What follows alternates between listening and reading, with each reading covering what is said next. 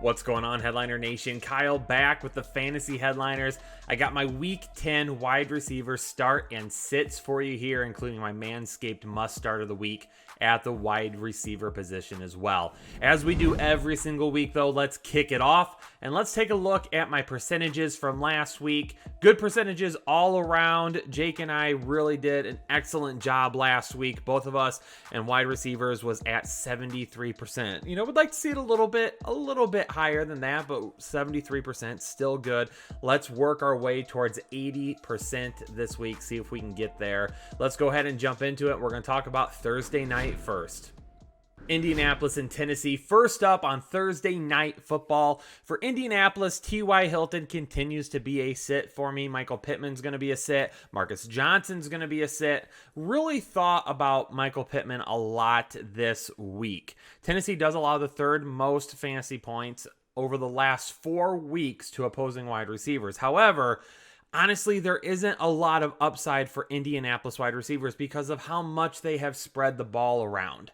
And the one thing that kind of pushed me towards leaning away from Michael Pittman, going with Zach Pascal to start. Let's start there. Not a whole lot of upside, but if anyone's going to score a touchdown this week, Zach Pascal seems to be the safest bet from Indianapolis week in and week out. He seems to be the guy that is getting the consistent targets and getting the consistent looks from Phillip Rivers in Indianapolis. So I'll go ahead and roll with him as a start. They're going to have to score, but the problem is they spread the ball around so much, it's hard to really pinpoint who it may be and who may not be. Now, we are missing a lot of really good players this week, so some of you are really going to be fighting to fill some roster spots, especially with all the injuries we've had.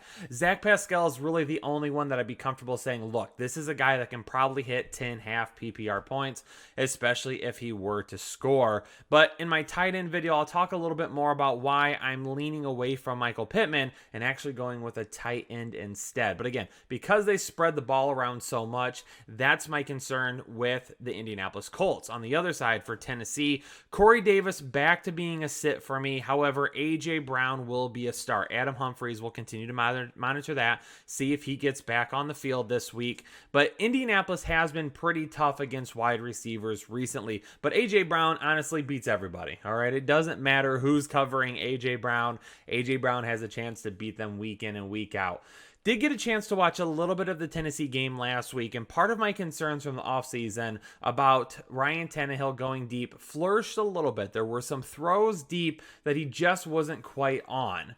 That's the one thing I want to see him get better at is not have to rely on the efficiency of A.J. Brown to bail him out. If he could start hitting a few more of those deep passes, A.J. Brown, Corey Davis both could continue to move forward with big seasons. Next up, the Eagles and the Giants. And for Philadelphia, they're getting a lot closer to being 100% healthy. Alshon Jeffrey, it looks like he could potentially be back. Now, I've got him listed as injured, out, doubtful. It looks like he's going to be back at practice and could potentially be back this week. As of this recording, nothing set in stone at. And even if it is his first game back, I'm probably not going to roll with it this week and would list him as a sit anyway. So for right now, I've got that injured, out, doubtful tag on him. John Hightower, Greg Ward, and Travis Fulgham as sits. Now, Travis Fulgham is a guy you're probably like, Kyle, this is a guy that has been so good. Why are we sitting him? Well, number one, Jalen Reagor is back. And Jalen Reagor being back, to me, signals a little bit of shift in this offense to where we don't need to force the ball to Fulgham so much. The last time they played the Giants, he went up against James Bradbury and had 5 receptions on 11 targets. And again, that was when everybody was hurt and Carson Wentz was force-feeding the ball to Fulgham. So that's the reason that he had the receptions and the targets he did. Let's say they don't force-feed him the ball this week because Bradbury has good defense on him. We go towards Jalen Reagor a little bit.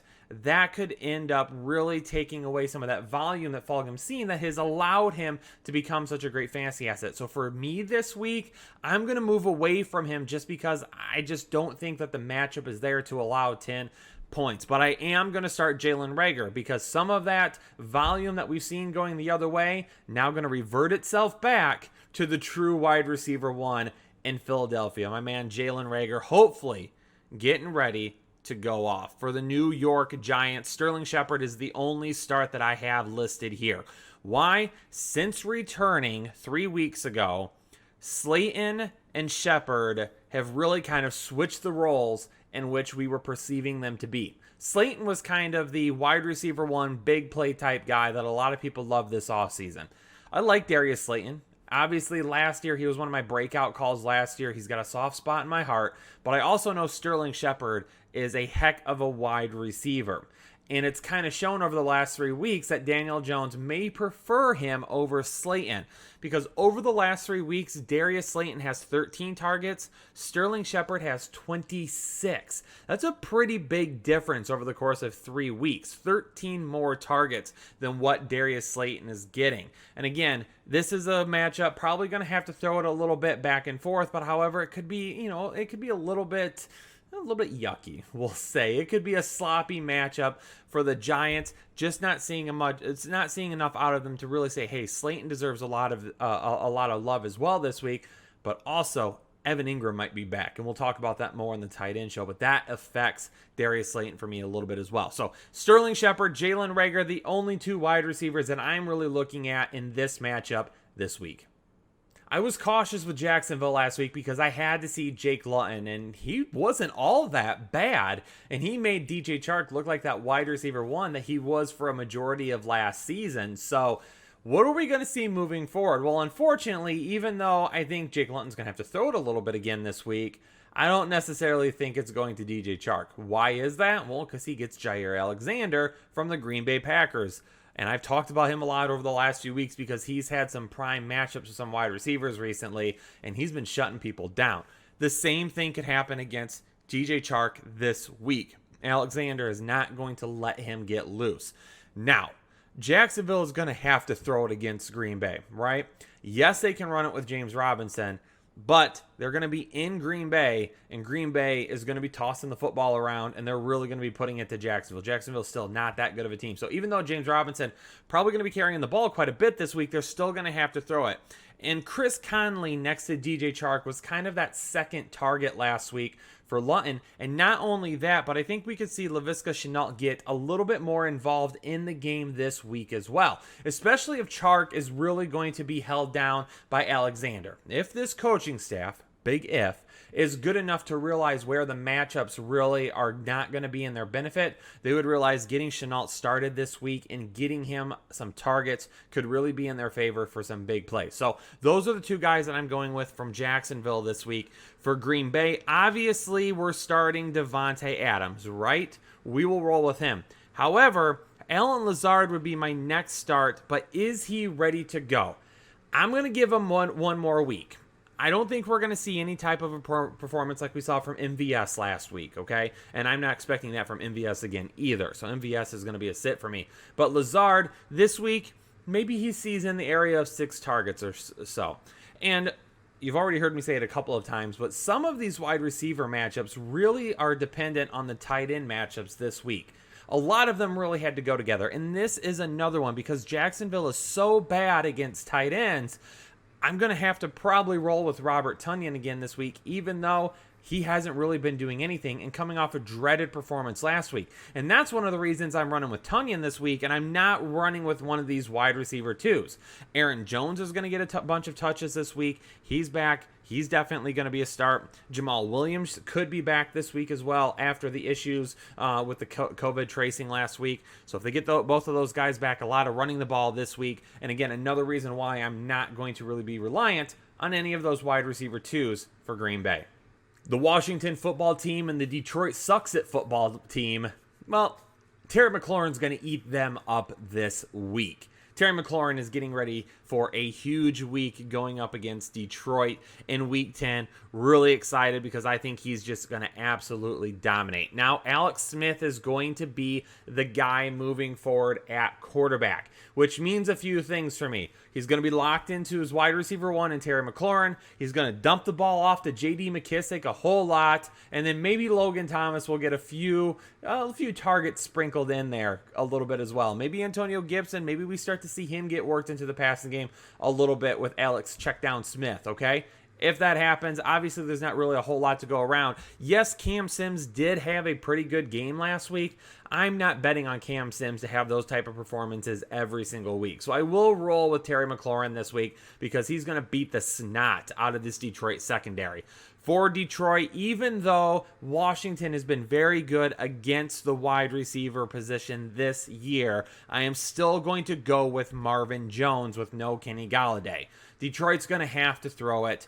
TJ Hawkinson going to end up being a big target here for him this week, for Matthew Stafford this week. They're going to have somebody else catch the football, though. And even if it's not a big performance like what we've seen from Marvin Jones, where he's got those big-time catches, it could be a smaller performance where, like, he had 2 touchdowns, maybe a performance like that where he doesn't necessarily have the big plays, but he's still able to score. We could see that from him this week because more than likely, Washington's going to run the football a little bit, try to control the clock, have some high percentage passes, and Detroit's going to have to be the one to really try and air it out and work the ball down the field quickly. Houston and Cleveland, and this is going to bring me to my Manscaped must-start of the week, Mr. Will Fuller himself. That's right, if you head over to manscaped.com and use code word headliners, you're going to get 20% off of any of their great products there, and free shipping. So if you need to take care of yourself downstairs while Will Fuller's taking care of business downtown on the field this week, head over to manscaped.com, code word headliners, all capital letters, for 20% off and free shipping. That's right, rolling with Will Fuller going up against the Cleveland Browns this week, who allow the 5th most fantasy points per game, but Will Fuller has 6 straight games with a touchdown now. Will Fuller, it's always been this way with Will Fuller. If he is healthy, he is in your lineup. The connection with Deshaun Watson is just, it's too good. And while there was a lot of people saying, oh man, would really love to see Will Fuller go to Green Bay, I wasn't one of those people. Some of those rumors about him going to Green Bay, no, don't do it. His connection with Deshaun Watson is awesome. Do you really want him to go to Green Bay and play second fiddle to Devontae Adams? Maybe for normal football purposes, that's great. But for fantasy football, we want him where he is at. Brandon Cooks will also be a start for me this week, while Randall Cobb will end up being a sit. Now, for Cleveland on the flip side, Houston allows the 7th most fantasy points per game to opposing wide receivers. So this is another matchup where they could end up balling out as well. That's why Higgins and Landry will both be starts for me this week, and Donovan Peoples-Jones will end up being a sit. Expect a game here that could hit the over. It will be in Cleveland. Hopefully the weather won't be too bad this week, and we can see Will Fuller and others ball out in Week 10. Tampa Bay is going to be out for blood in Week 10. They are going to want a bounce-back performance after getting embarrassed against the New Orleans Saints last week. But I don't know how big of a performance they can really put up against a pretty good Carolina defense. Now, for me, I'm going to be starting Chris Godwin and Antonio Brown. I'm expecting the Brady bounce back, and I think now that Brown's been there, he'll have 2 weeks of practice. He'll have 1 game under his belt. Maybe Tom Brady can look his way a little bit more often. Chris Godwin, back last week, looked pretty good, okay? Wanted to make sure that hand was healed up and looking good. It's not healed up, but it looks like he'll be able to do just enough. Mike Evans, though, he's going to be a sit. Carolina allows the 9th fewest fantasy points per game to opposing wide receivers, and Evans just hasn't shown us any upside while Chris Godwin has been healthy and on the field this season. And now add in Antonio Brown. Really, every single week for Mike Evans is going to be built on scoring the touchdown. Now, here's one way to look at it, though. Maybe this just allows for more opportunities for Mike Evans because he can't be double-teamed any longer. It's something that we have to look at going forward. Unfortunately, I have to use what I've seen so far. And what I've seen so far says Mike Evans just hasn't been that good this season when he has to share playing time with Chris Godwin. And now he has Antonio Brown. And, of course, Rob Gronkowski, even though he didn't have a great week last week, he's on the field as well, giving them that option there at tight end. So there's a lot of mouths to feed right now, and that hurts Mike Evans for me personally at the current moment. But for Carolina for me this week, Robbie Anderson and Curtis Samuel will be starts. DJ Moore is going to be a sit. It's unfortunate, but DJ Moore, a lot of his yardage this year has been formed on big plays. So even if there's been a decent amount of volume, if he's not getting the big plays, I just don't see how he can put together startable weeks. That's why I'm going to sit him this week. And also I'm going to be sitting him because Curtis Samuel is going to be a start for me this week. I thought about this one for quite a bit. It looks like Christian McCaffrey is going to be out this week. If he's not, we're going to throw this out the window, okay? If Christian McCaffrey plays, I think we're going to move away from Curtis Samuel, even though Curtis Samuel last week did well with Christian McCaffrey active. But Tampa Bay has allowed 59 receptions to running back. That's the second most in the NFL.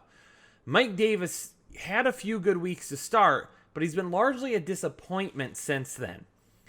I think Curtis Samuel is the guy that they're really trying to get moved around in that type of a game plan where they're using him out of the backfield, using him in the slot, putting him out wide, putting him in motion. They're doing a lot of things with Curtis Samuel right now to get him into the game plan and moving. And if Tampa Bay is allowing that many receptions to players coming out of the backfield, Curtis Samuel is the perfect example of a guy that can do some end arounds. He can go in motion, get some dump offs in the flat. I would not be surprised if they don't try to beat Tampa Bay with that type of a game plan this week, and that would make Curtis Samuel a guy that definitely is going to see more than enough volume. Now, again, we'll monitor the Christian McCaffrey situation. If that changes, we'll look at Curtis Samuel a little bit more, but as of right now, he is going to be a start with me, along with Robbie Anderson. The Los Angeles Chargers and the Miami Dolphins, and Keenan Allen, if you own him, this way right here. My boy, Keenan Allen, right there. If you got him on your roster, you got him in your lineup. The dude's just so good, and he gets so much volume. Justin Herbert, thank you. Thank you, Justin. Thank you so much for coming in and saving Keenan Allen. Greatly appreciate it. Sorry, Ty God. I was on your side to start the season, but Justin Herbert's a stud. Mike Williams, also going to be a start. Definitely a matchup where we could see some big plays out of him. So we're going to go ahead and roll with both of these guys as starts from LA. And then for Miami, we are going to go with Devontae Parker and Preston Williams as starts this week. They were really close to being starts last week. And, the first half of the game, Tua, again, a little bit of rust. But as the game went on, we started to see the guy that the Miami Dolphins decided to draft with a top 5 pick, even though he was coming off an injury. That's the Tua that we've been waiting for. So let's risk it. 12 targets between Parker and Williams last week. Probably going to have to see about the same this week. Williams with his touchdown was really close. And then Parker was very close without the touchdown. If they can both get touchdowns again, absolutely, both of them will hit those 10 points that we need to be starts. The Broncos and the Raiders are set for week 10. I can't do that. I tried doing it a couple weeks ago. Someone's like, Kyle, you got to do that every single time. I'm no good at it. I'm sure you don't want me yelling Raiders to you into the mic. But for the Denver Broncos, Jerry Jeudy, Tim Patrick, both are going to be starts for me this week. 23 targets between the two last week. Drew Lock, in a game in which he had to throw a lot, looking like a Drew Lock that we thought could be a good option for everybody this year. Getting Tim Patrick and Jerry Jeudy involved, and Jerry Jeudy finally showing off some of that skill set that we saw at Alabama. So good to see him looking like the guy we also thought we were going to be getting out of Bama this year. So Patrick, Jeudy, both starts for me. For Las Vegas, only one this week, and it's the boy, the man, my guy, Nelson Aguilar. He's got 4 touchdowns in the last 5 weeks. Unfortunately, I had him as a sit last week. Should have went with my gut. Should have done a Headliner Nation. I almost did. Listed him as a sit. Ended up scoring that touchdown. But we're back to using him this week. Going up against the Chargers. Not Chargers. The Broncos. Going up against the Broncos. Aguilar is going to be a guy I'll be firing up again. And honestly, with everybody on this team, all the wide receivers, he's the only one that I'm trusting right now. The Buffalo stopped scaring the ish out of us Bills and the Arizona Cardinals this week. Buffalo, a team, they might be 7-2, but they're some heart palpitations while you watch them play, trying to get through a full game. Our boy Chris Chouse here at the Fantasy Headliners, a part of Bills Mafia. I feel bad for him every Sunday. Okay, we need Chris, to get back a few years that he's been losing off of his life watching them play the last couple of weeks. Hopefully this week at Arizona, they don't do that. So for Buffalo this week, John Brown, Stephon Diggs, both of them going to be starts for me this week. 23 targets combined last week in a matchup that absolutely was conducive to the passing game. But we're going to go right back to them this week. Cole Beasley with Diggs and Brown on the field, just not nearly enough volume because they have been working Gabriel Davis in there as well. Gabriel Davis, for me, definitely a guy that could, any given week, rip off a huge play, but that's just it. That's all he's going to have. He's not a volume guy. He's a big play guy. And if the big play isn't there for him, he's not really worth the start. So it's a little bit risky to be trying to get him involved there. So that's going to be my start and sit for Buffalo. For Arizona, we're going to be obviously starting DeAndre Hopkins, and we're going to start Christian Kirk. Even in a tough matchup against Buffalo this week, let's roll with Christian Kirk. Why? Because since week 4, he is the wide receiver 7. And if I told you that you have the wide receiver 7 on your team, you would start him, right? You would. And that's why we're going to go ahead and start him here. Kyler Murray, MVP. Okay, sorry. Got carried away there. Kyler Murray looking fantastic this year. Got to absolutely trust he's going to get the ball to Christian Kirk and DeAndre Hopkins more than enough times for them both to be starts this week. San Francisco and New Orleans. For San Francisco, picture's still a little bit muddied right now, okay? The thought process is that Ayuk and Bourne will both be back this week, back from the COVID roster, since basically it was a false positive last week, but they didn't have enough time to test negative on back-to-back days. So because of that, you expect them to be back this week. So for me, Brandon Ayuk will be a start. Why? Because he's just been too good not to start, especially if there aren't a whole lot of guys playing around him. Kendrick Bourne is going to be a sit for me, and Richie James will also be a sit, even though Richie James coming off that huge week last week. If these guys are back, he's not going to see nearly that type of volume. The question mark is going to be Deebo Samuel. Is he going to be able to get back this week with the hamstring injury? I don't know. Continue to keep an eye on it. I am going to place that injured out doubtful tag on him for right now. But as the week wears on, we might end up getting more of an idea if he'll play or not. And if he does, we may end up putting him as a start. But again, we'll have to keep an eye on that throughout the week. For New Orleans, Michael Thomas and Emmanuel Sanders are back. This is a team that is finally getting healthy. This is a team that desperately needed to get healthy. And New Orleans, what you saw them do against Tampa Bay is what they can do against teams when they are healthy. And that's what we saw last week. So for me, Michael Thomas, Emmanuel Sanders are both going to be starts in a matchup going up against San Francisco, a team that has had some difficulty stopping the pass over the last several weeks. So we will roll with Thomas and Sanders in that matchup. The Seahawks and the Rams this week, and the Seahawks are going to have to throw the ball quite a bit. Now, when they throw the ball this week, they're going to be facing a little bit tougher of a matchup. Los Angeles Rams allow the second fewest fantasy points per game to opposing wide receivers. And I sat and stared at this game for quite some time. We're starting DK Metcalf, okay? You're starting him. If you own him, you start him, okay? It's not even an option to put him on the bench. You look at Tyler Lockett then, and you can't really sit Lockett either. He's a guy that's going to give you some up and down performances, right? We've talked about this. You know, he's going to either absolutely win you fantasy leagues or absolutely lose you fantasy weeks. But I am worried this week that's going to be a little bit more of a down performance. He's a start, though, because you can't sit him. Because if Jalen Ramsey ends up being on DK Metcalf, Tyler Lockett in the slot has a smash spot, okay? But last week, if he played in the slot, he also had a smash spot and didn't do too well either.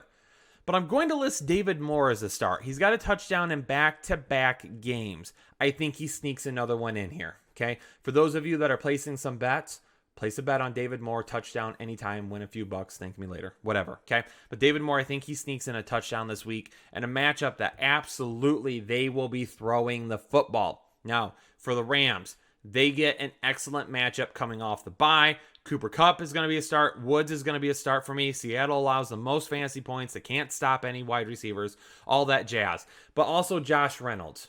Because just like David Moore, I think Josh Reynolds is going to end up scoring a touchdown as well. So now we have a parlay, ladies and gentlemen. Parlay that shit together. Josh Reynolds and David Moore, touchdown anytime, win a few bucks, thanks me later. I just cussed. My bad. Typically, I try not to cuss on our shows. I just let one slip, okay? If you appreciate a little bit of the the adult talk there, let me know. If not, I'll clean it up for next time. My bad. Maybe I'll ask Taylor to bleep it out. Maybe it did get bleeped out because I already sent this. Now I'm just starting to go off the rails at this point. But those, for me, for the Seahawks and Rams, are my start and sits. Cincinnati and Pittsburgh, and for Cincinnati, we're going to roll with Higgins and Boyd this week. The Steelers allow some big plays, all right? And that's the reason that they are, in terms of fantasy points to opposing wide receivers. The consistent volume against the Steelers isn't necessarily there. One where they're putting up a consistent line of, maybe 8 targets, 6 receptions, 80 to 100 yards, something like that. Typically, it's a whole lot of smash mouth in your face football. And then you get like a couple of big plays on them. And that's what really helps the wide receivers develop some of that value. So Boyd and Higgins are going to be that for me. But don't be surprised if you get to halftime and you're looking at your roster, both of these guys only have a couple of points and you're going, holy crap, okay? Don't worry, that second half outburst could end up coming for them because Cincinnati is going to be having to pass the football the entire time. Why? Because Pittsburgh's going to be coming for Cincinnati this week. Whoever runs the Cincinnati social media account, I don't know who of you saw this, but it was a picture of someone from Cincinnati basically wiping their cleats with the terrible towel.